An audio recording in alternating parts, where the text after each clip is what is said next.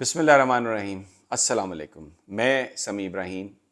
اور آپ دیکھ رہے ہیں ہمارا یوٹیوب اور فیس بک چینل۔ اچانک چھٹیوں میں ایک ایسی سچویشن ڈیولپ ہوئی ہے جس سے حکومت کی بدنیتی جو ہے، پی ڈی ایم گورنمنٹ کی بدنیتی اس سارے معاملے میں سپریم کورٹ کے حوالے سے، الیکشن کروانے کے حوالے سے بالکل کھل کر سامنے آ گئی ہے۔ اور یہ بات اب یہ تاثر زور پکڑ رہا ہے کہ مطلب کوئی نہ کوئی فورس ان کے پیچھے ضرور موجود ہے جو ان کو تقویت دے رہی ہے، جو ان سے اس قسم کی باتیں اور اس قسم کی حرکتیں کروا رہی ہے جو بالکل غیر آئینی اور غیر قانونی ہے۔ آج آپ یہ دیکھیں کہ قومی اسمبلی سیکریٹریٹ نے یہ ایک نوٹیفیکیشن جاری کیا ہے جس میں انہوں نے کہا ہے کہ جو supreme court practice and procedure bill, یہ وہ بل تھا کہ یہ نافذ العمل ہو گیا، اب یہ اس پر عمل درآمد اب شروع ہو گیا۔ اچھا، اب اس کی تاریخ یہ ہے کہ اس پر سپریم کورٹ نے اس کے عمل درآمد پر پابندی لگائی تھی، اور 8 ممبر بینچ سپریم کورٹ کا، جس کی سربراہی چیف جسٹس عمر عطا بندیال نے کی۔ اور یہ جو بل ہے بنیادی طور پر یہ سپریم کورٹ کے اندر کے جو لاز ہیں جس کے ذریعے سپریم کورٹ کو چلایا جاتا ہے کہ مثلاً سو موٹو کا اختیار کس کے پاس ہے، بینچز کی فکسیشن کیسے ہوگی، اور پھر اس میں انہوں نے شامل کر لیا اس حکومت نے کہ جو ریویو ہے اس کی درخواست جو ہے، اس کی اپیل جو ہے وہ یعنی 184(3) کے تحت از خود نوٹس میں اگر کوئی فیصلہ ہوا ہے تو اس کی اپیل دائر کی جا سکے گی، اور جو ماضی میں جو فیصلے ہوئے ہیں وہ لوگ بھی 1 مہینے میں یا 15 دن میں مختلف کیسز، یعنی depending on the nature of their cases, وہ دوبارہ اس میں سپریم کورٹ میں اپنا کیس آ کے پلیڈ کر سکتے ہیں۔ اور یہ جو تھا شک خاص طور پر یہ ڈالی گئی نواز شریف کو بینیفٹ دینے کے لیے، جہانگیر ترین صاحب کو بینیفٹ دینے کے لیے، تاکہ ان کی جو مستقل نااہلی ہے 62(1)(f) کے تحت وہ از خود نوٹس کے ذریعے ہوئی تھی، تو وہ ذرا اس پر یہ اپنی اپیلیں فائل کریں، اور پھر بینچ بنانے کا جو اختیار ہے وہ بھی چیف جسٹس کے پاس نہیں ہوگا، تو مرضی کے بینچ بھی بن جائیں گے۔ تو یہ جو ساری ایک کارخانہ بنانے کی کوشش کی تھی اس بل کے ذریعے، وہ سپریم کورٹ آف پاکستان میں چیلنج ہو گیا تھا۔ اور یہ اس میں بھی اس سے پہلے یہ ہوا کہ جو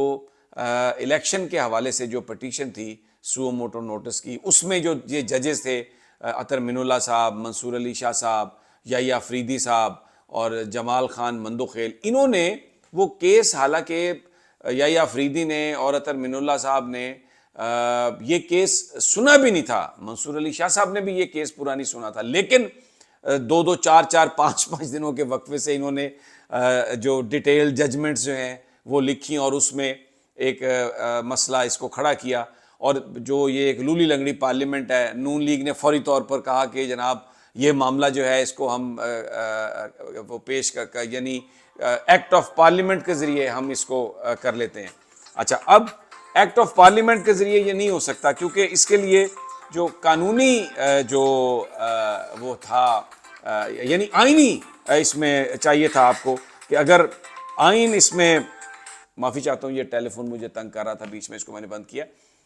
اگر آپ نے 184(3) کے تحت کوئی چیز تبدیل کرنی ہے یا سپریم کورٹ کے اندر کے جو ان کا پروسیجر ہے اس کو آپ نے تبدیل کرنا ہے، تو اس کے لیے آئینی ترمیم درکار ہے، اور انڈیپینڈنس آف جوڈیشری کے حوالے سے فیصلے موجود ہیں کہ اس پر کوئی کمپرومائز نہیں ہو سکتا۔ اب کیونکہ قومی اسمبلی میں ان کے پاس اکثریت نہیں تھی، تو انہوں نے ایکٹ آف پارلیمنٹ کے ذریعے یعنی اکثریتی ترمیم کی بنیاد پر اس کو کرنے کی کوشش کی، جس پر یہ چیلنج ہوا کہ جناب اس کے لیے تو آپ کو آئین میں ترمیم چاہیے، اور دوسری بات یہ ہے کہ یہ انڈیپینڈنس آف جوڈیشری پر ایک بہت بڑی قدغن ہے، اس کو آپ نہیں اس طرح سے ٹیک اپ کر سکتے۔ تو 8 member bench supreme court of Pakistan کا اس پر بیٹھا۔ اچھا، اب ٹوٹل جو سپریم کورٹ کے ججز جو ہونے چاہیے وہ ہیں 17 تعداد ہے ہماری کورٹ کی، لیکن اس وقت 2 اسامیاں خالی ہیں اور 15 ججز ہیں۔ اچھا، اب ان میں سے 8 ممبر بینچ بیٹھا، یعنی 15 میں سے جو اکثریت ہے وہ 8 ہے، تو اس اکثریت نے 8 کے 8 نے اس بینچ نے 8 ممبر بینچ نے اس کیس کو سنا، اس میں اٹارنی جنرل صاحب کو بھی سنا اور جو پٹیشنرز تھے ان کو بھی سنا۔ اٹارنی جنرل صاحب کو ابتدا میں انہوں نے موجود تھے وہ عدالت میں، انہوں نے کہا کہ اس میں آپ ہمیں اسسٹ کریں، اور ہم جو قانون سازی ہے اس کو نہیں ہم روک رہے، یعنی جو آپ نے قانون سازی کر دی ہے،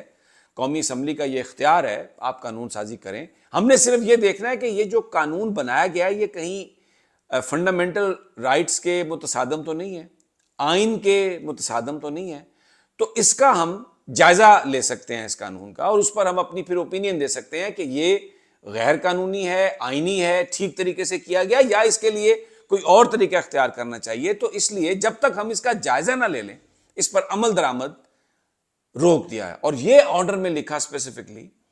کہ اگر صدر مملکت اس پر سائن بھی کر دیں، کیونکہ پروسیجر یہ ہے کہ قومی اسمبلی اگر کوئی چیز پاس کرتی ہے، کوئی بل، تو وہ سینٹ میں آتا ہے. اس کے بعد یہ بل جب سینٹ سے پاس ہو جاتا ہے تو پھر یہ صدر کے پاس جاتا ہے. صدر صاحب نے 10 دن میں اس پہ دستخط کرنے ہوتے ہیں، اور اگر وہ کوئی اس میں صدر صاحب دیکھیں کہ کوئی چیز غیر قانونی ہے اور اس کو دوبارہ دیکھنے کی ضرورت ہے تو وہ قومی اسمبلی میں واپس بھیج دیتے ہیں. تو پھر وہ قومی اسمبلی اس کو دوبارہ جائزہ لیتی ہے. لیکن اگر جوائنٹ سیشن، یعنی قومی اسمبلی اور سینٹ کا جوائنٹ سیشن اس بل کو دوبارہ پاس کر کے بھیج دیتا ہے صدر صاحب کے پاس، تو صدر صاحب پھر 10 دن کے اندر اندر اس پر سائن کریں گے. اور اگر سائن نہیں کریں تو اس دفعہ وہ اسمبلی کو، جوائنٹ سیشن کو واپس نہیں بھیج سکتے، وہ آٹومیٹیکلی وہ قانون بن جاتا ہے، اس کا نوٹیفیکیشن ہو جاتا ہے. تو اس معاملے میں سپریم کورٹ نے یہ کہا کہ صدر صاحب بھلے سائن کریں بھلے سائن نہ کریں، یہ جو ایکٹ بنانے کی کوشش کی جا رہی ہے، supreme court practice and procedure act جو ہے، اس پر عمل درآمد نہیں ہو سکے گا جب تک کورٹ اس کا جائزہ نہ لے لے. اور اس کے لیے جو اگلی تاریخ تھی وہ 2 مئی انہوں نے طے کر دی 8 ممبر بینچ نے. اور اس پر نافذ العمل انہوں نے کہا نہیں ہو سکتا، نافذ العمل نہیں ہو سکتا، اس پر عمل درآمد نہیں ہو سکتا. تو آج جو آپ دیکھیں جو قومی اسمبلی سیکریٹریٹ ہے، انہوں نے یہ نوٹیفیکیشن جاری کر دیا کہ جی قانون اور آئین کے مطابق صدر صاحب نے دستخط نہیں کیے بھلے، لیکن کیونکہ آج 20 تاریخ ہے، وہ 10 دن پورے ہو گئے ہیں جوائنٹ سیشن نے جب اس کو پاس کیا تھا، تو اب یہ ایک بل جو ہے، یہ جو ایکٹ ہے، یہ اب نافذ العمل ہو گیا. نافذ العمل ہو گیا. یہ بالکل کلیئر وائلیشن سپریم کورٹ کے احکامات کی جو کہ قومی اسمبلی سیکریٹریٹ نے کیا. تو یہ ایک طرح سے ایک آئینی بحران پیدا کیا. اس سے ایک انٹینشن کا پتہ چل رہا ہے کہ یہ حکومت کس طرح چیف جسٹس صاحب کے اختیارات کو ختم کر کے بینچ بنانے کا اختیار حاصل کرنا چاہتی ہے. قاضی فائز عیسیٰ صاحب آپ کو پتہ ہے وہ بالکل قومی اسمبلی میں بھی چلے گئے اور وہاں پر حکومتی بینچوں میں شہباز شریف اور زرداری کے ساتھ بیٹھ گئے. اب اس کے بعد تو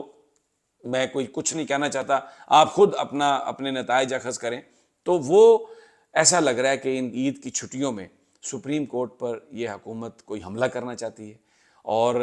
اختیارات لینا چاہتی ہے، چیف جسٹس صاحب کو بے بس کرنا چاہتی ہے. 8 ممبر بینچ کا فیصلہ جس پر یہ آئین سے بغاوت کے مترادف ہے، کیونکہ آرٹیکل 190 یہ کہتا ہے کہ تمام جو جوڈیشل اور ایگزیکٹو اتھارٹیز ہیں انہوں نے they have to come in the aid of supreme court. Supreme court کے فیصلے کی پابندی لازم ہے ان پر، انہوں نے ماننا ہے. اگر وہ یہ نہیں مانیں گے تو یہ آئین سے انحراف ہے. اور آج قومی اسمبلی سیکریٹریٹ نے، راجہ پرویز اشرف نے انحراف اس پر کر دیا. اور صرف یہ نہیں، منافقت اور بھی آپ دیکھیں. جو 3 ممبر بینچ کا 27 تاریخ کو اب وہ آئیں گے تو اٹارنی جنرل نے یہ آ کے کہا کہ جی ہماری تو پی ٹی آئی سے بات چیت شروع ہو گئی ہے اور ہم پی ٹی آئی کے ساتھ بات کرنے کے لیے تیار ہیں. تو اس میں بھی انہوں نے تاریخ لے لی. تو بہرحال یہ صورتحال ہے. اگلی ویڈیو تک اجازت دیجیے، انشاءاللہ جلد ملاقات ہوگی. اللہ نے